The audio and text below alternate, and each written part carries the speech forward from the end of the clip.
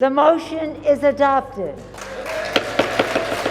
The first 50 days brought President Joe Biden his first big legislative victory, his $1.9 trillion American Rescue Plan. There is light at the end of this dark tunnel in the past year.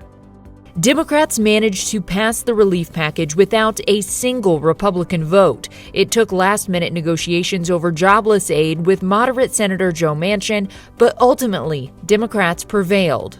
Now, nobody said passing one of the largest, perhaps the most significant bill to help the poor and working people in decades was going to be easy, particularly with 50 votes.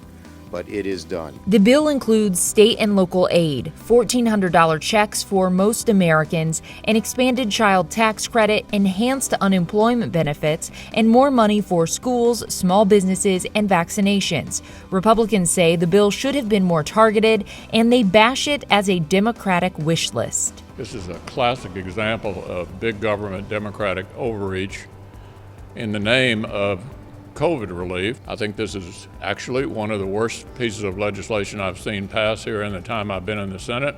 But the president and progressives did not get everything they wanted. The Senate stripped the minimum wage hike from the package, tightened the eligibility for stimulus checks, and reduced the weekly boost to unemployment benefits. It's not perfect. There's still work to be done, but it will make a huge difference. It's one of the reasons I'm quite optimistic about the chances for a relatively quick bounce back. That bounce back still depends on beating the virus, and at the halfway mark, the administration is ahead of its goal of 100 million shots in 100 days. With 3 different vaccines now available, the U.S. is averaging 2 million shots per day, and the administration expects to have enough supply to vaccinate every American adult by May. That's progress, important progress.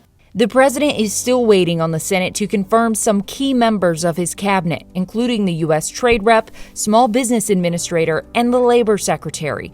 Senators rejected Neera Tanden, his first choice for OMB director. She withdrew from consideration when it became clear she did not have the votes. The president's looking forward to finding a place for her in the administration. The president continues to flex his executive authority, signing more executive actions than any of the last 3 presidents did in their first 50 days. It is clear that President Biden wants to do more with the legislature.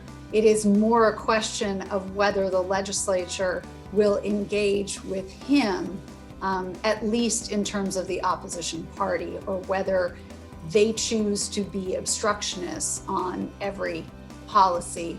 The next big policy push is already in focus. Before the rescue bill made it through Congress, President Biden was looking ahead to an infrastructure package. It's not only creates jobs, but it makes us a hell of a lot more competitive around the world if we have the best infrastructure in the world. He's met with Republican and Democratic lawmakers, as well as labor leaders and CEOs, to talk about what an infrastructure plan might look like. Whether or not these talks will lead to compromise remains to be seen. In Washington, I'm Jessica Smith.